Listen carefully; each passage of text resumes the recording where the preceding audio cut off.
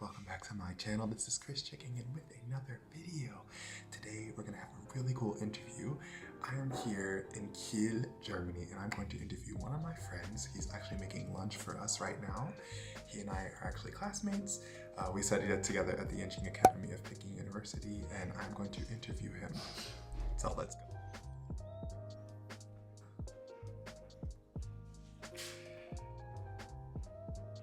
Okay, Leute, da ist der Jakob. Wie geht's dir? Sehr gut. Okay, was machst du denn Ich habe ein bisschen gekocht. Okay. Da unten ist Zwiebelkuchen im Ofen. Zwiebelkuchen, okay. Und dann habe ich ein bisschen Kartoffeln gemacht für unser Mittagessen nachher. Okay. Und bin im Moment gerade ein bisschen am Aufräumen. Okay, Leute, das ist ein sehr guter Freund von mir. Er heißt Jakob. Wir haben gemeinsam bei Yenching Academy studiert, also in Peking University. Ich bin heute Tag in Kiel und ich werde ihm ein paar Fragen stellen. Bist du vorbereitet? Gar nicht, aber ich freue mich drauf. Du lookst so gut aus. Danke. You look so good. Okay? Danke. Alright, so I'm ready. Me too.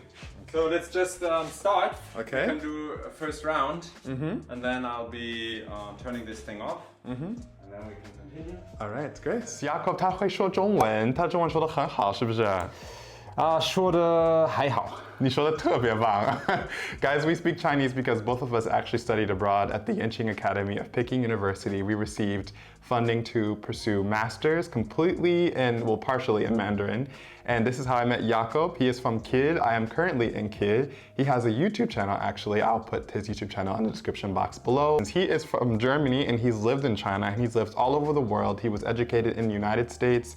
He also lived in Kenya for a while, and he has a lot of stuff that he talks about on his YouTube channel, so please do check that out. So I think he's the perfect person to give us some insight today about Sino relations pertaining to Germany and China. So again, like I like to talk about China and US and culture exchanges on this channel, so I think it's really good to have you, so thank you for coming. Thank you so much for coming to my place, and thank let's you. have a chat. Yes, perfect. So guys, since he speaks multiple languages, what I am gonna do is I'm gonna ask him 6 questions. 3 are gonna be in German and 3 are gonna be in English. Do not worry, I'll put the translation below for the German part. So respond in German when it's in German, respond in English when it's in English, so you can show off your language skills a bit. Because his English is perfect, guys, honestly. So we're gonna start. Are you ready? Ja. Okay. Die erste Frage ist, woher kommst du her und wie viele Sprachen kannst du und was machst du beruflich? Also, ich komme aus Kiel, ganz im Norden von Deutschland.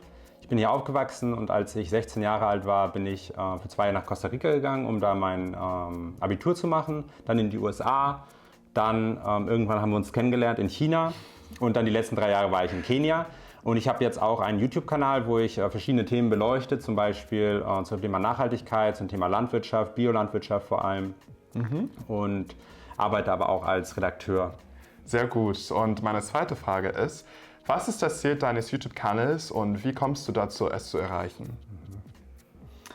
Also mein YouTube-Kanal habe ich quasi gestartet, um einfach meine eigenen Erfahrungen in Kenia ein bisschen zu dokumentieren, weil ich mich sehr für Permakultur und für Nachhaltigkeit und für quasi Gärtnern und Landwirtschaft interessiere.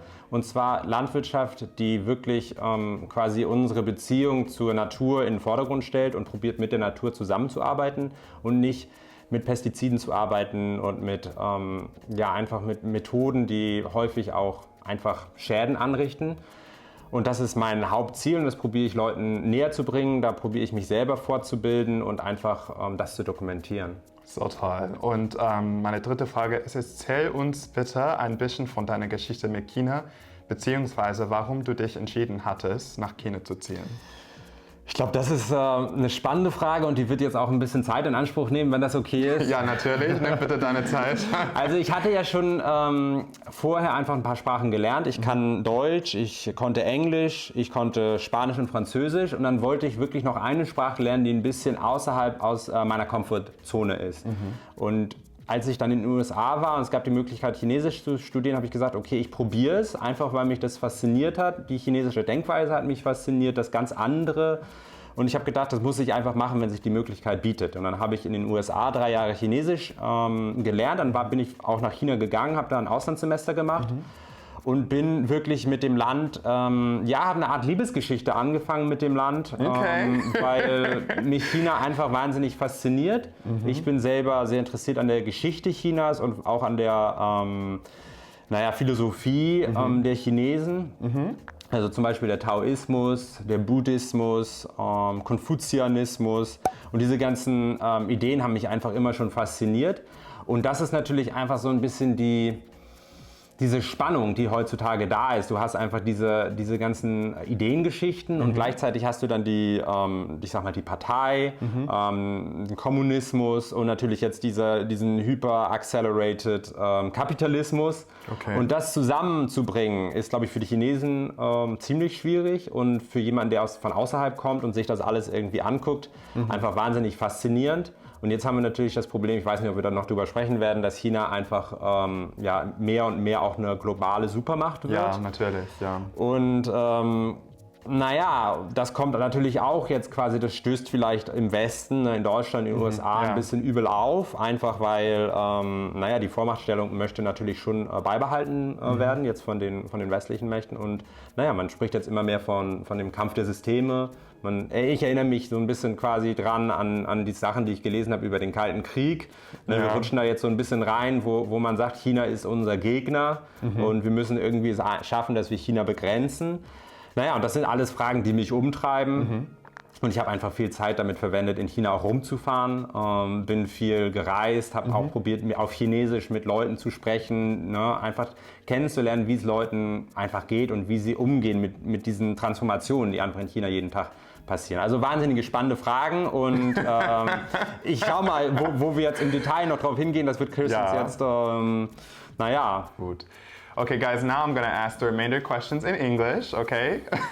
Because as you see, he has a very, very beautiful perspective, very well thought perspective. So I want to showcase that a little bit in another language. So as I'm sure you've noticed, many people in Germany have no clue about China or about how important China-German relations are. Having studied in China and learned to speak fluent Mandarin, how has your time in China shaped your worldview, particularly in regards to Sino relations? So I would say that the more time you spend in China, the more you realize that you don't really know a lot of the country. That's true. And China is not, a single entity. I think that's one thing that I came to understand. There is no one China. Probably in the same way as you can't say there's one US or one Germany. But oftentimes when you read the international news, you hear or read the word China and kind of it's all conflated. It's all one big, let's say, mess or one big abstract term. But once you spend time in China, you realize that people do have different views on certain issues. Right. That there is huge class differences, that there is, the so-called well-educated, the so-called not so well-educated, people who live in the countryside, people who live in the cities, and people who have spent time abroad, and the same as everywhere around the world, people who have different personalities. Some people are super critical, some people are super cheerful, some people are, really keen on getting to know you, some other people, don't want to have anything to do with you. And that is nothing that is particular to China. Now, in terms of the, what do we do with that insight? China is very complex. I would say that, for Germany or for Germans, it helps to kind of, approach China with less rigidity, with less of a kind of, I know what China is and what China wants, because China itself is multifaceted, it's complex, it's something that, we kind of need to work hard to understand, which is why I think we spend time in China to kind of, start that exchange with people, with the culture. And so for me, what I think Germany should kind of try harder is to engage a little bit more with Chinese history. Okay, my experience of being a person of color has been very interesting, and I actually made a video about what it's like to be black in China. When you were in China, did you experience racism? I would say no. Okay, you didn't. Okay. Did you part of my privilege? First of all, I'm very tall. Yeah. I have white skin, which is something that in China is very much looked at in awe. And then people always say, "Oh, 你很高啊," like you're very tall. 好帅啊, you're so handsome, and there's a little bit of a craze for that kind of, I guess beauty standards or whatever. So I didn't experience discrimination in any form. Okay. I would say I experienced a lot of, Tokenism, maybe? Yeah, I mean that for sure, but it never Okay. bothered me because Okay. I'm anyway somebody who stands out. Let's say I always enjoy being away from my home country because I feel like it gives me a little bit of freedom to express myself exactly how I want to express myself and how I want to be. Okay. But when I'm traveling and when I spend time, for example, in China, I feel that I have more freedom than I have at home even. Okay, that's very interesting. So my next question is for you. In 2020, Stefan Basel, the head of the Center of Automotive Management, told the DW News in an interview that German car makers are very dependent on China, underscoring that 1 in 3 German cars are sold in China. So my question to you, in light of China and Germany's deeply intertwined economic relationship, do you feel that learning Chinese should be regarded as equally important as learning English in Germany? No. From you a don't? practical perspective, I don't think so. Okay. I think for Germans to learn Chinese is extremely difficult. Okay. It takes years. I think you would have to have a system that is extremely mature, let's say. I think you and I, we were privileged, to go to a university, for example, where we were, like almost force-fed Chinese. Right, It was yeah. easy for us to learn Chinese because it was, it was a very good, excellent program. Right. I think to do that on a large scale in Germany would be extremely difficult.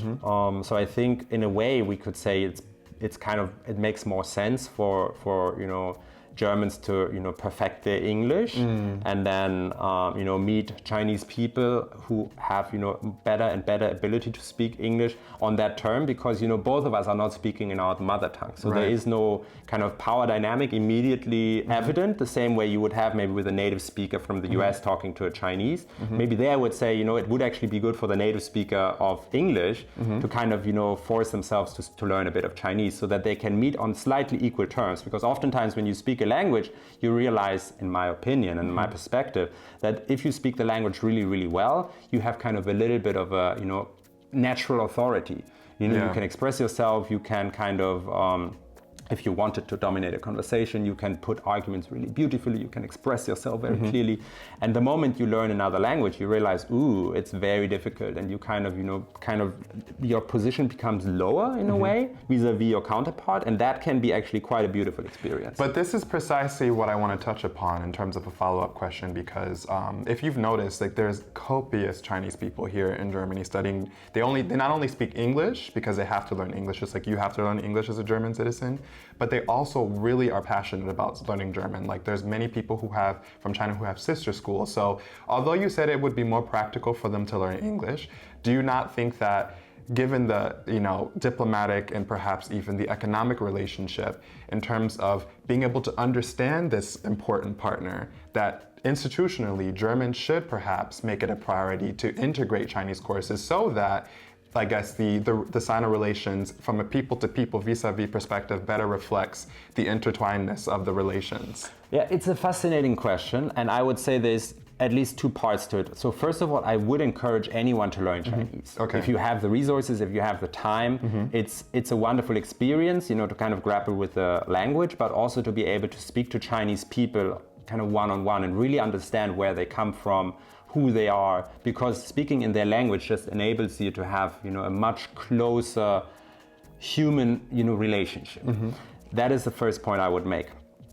The second point is, more important than actually speaking the language is to learn about the country's history and history of thought, about culture, about politics, about economics, about societal issues. And I don't think you necessarily need language ability for that. I think there's great resources, to learn about China. You can read tons of, books by, real, authorities that are published in English or in German or whatever, and learn all that you want about China without ever, speaking the language. And I think that is equally important or even more important. And if we talk about, kind of getting Germans to understand China, I think what you could do is kind of have mandatory, or not mandatory, but courses, to help people understand China. But I, in my experience, find it's very enriching to branch out and to say, what can we learn from, let's say, Confucianism or from Taoism that, would actually enrich our own perspectives and experiences. So if you were to give advice to Germans who are interested in living and studying in China regarding how to best integrate in China's society, what 3 tips would you give them? Making friends is something that is not easy, but that is something that is quite beautiful and achievable. So if you are, let's say, an exchange student, you're thinking, I want to go to China or something like that, really try hard to, not kind of impose your way of, living on, expect other people in China to kind of follow that, but kind of, think about what is something that, let's say, Chinese people enjoy doing. And even if you don't necessarily enjoy that, just maybe, kind of give yourself a little push and say, let me try that for this, time that I'm in China. For example, karaoke. Karaoke. Karaoke or is something that, a lot of young Chinese enjoy. It's kind of a way of spending time that is quite mellow, like you kind of chill together, you sing together, you make a fool of yourself. And I think as a foreigner, if you can kind of, blend in with that, you get, connections. So it's just one kind of experience that I've made is that, to kind of open yourself up to another way of being and to say, let me just, even if that's not something I would do at home, let me experience what people do here. The second advice would be, to travel widely. Right, in China. Because on my travels, especially, staying at youth hostels, hiking up mountains and all of that, you just meet people from all walks of life. And that sounds very cliche, very cheesy, but in a way, it really is the best way to get to know China, not necessarily to integrate, but just, to do something where you are away from the expat crowd. So my third advice would be, to really try to make good friends. For example, like host families is something that I could definitely, encourage. Especially the elderly, what I've noticed in China, are very happy to strike up conversations. And I think there's nothing more beautiful, than, be invited for dinner with a local grandma who's, cooking up some dishes and you can just practice your Chinese. Yes. And I've done it a few times, it just so happened, and it's amazing. Okay. It's really interesting to see me as an American be in Germany and be such a passionate person about China as well as Germany and the United States. Actually sit down with someone who is from Germany and really get their perspective on not only Germany and the relationship that Germany has with China, but just how their experience was. You don't always have to hear me speak all the time about my experience, but what are your thoughts on Sino relations? So for example, Germans that live in Germany, are you interested in China? What do you think that it's important to learn Chinese? As important as it is to learn English? Are you interested in traveling to China? So thank you so much for being here. Thank you so much for having me. Yes, and subscribe to his channel. I'll put it below. So see you guys later. Bye, guys. Cheers.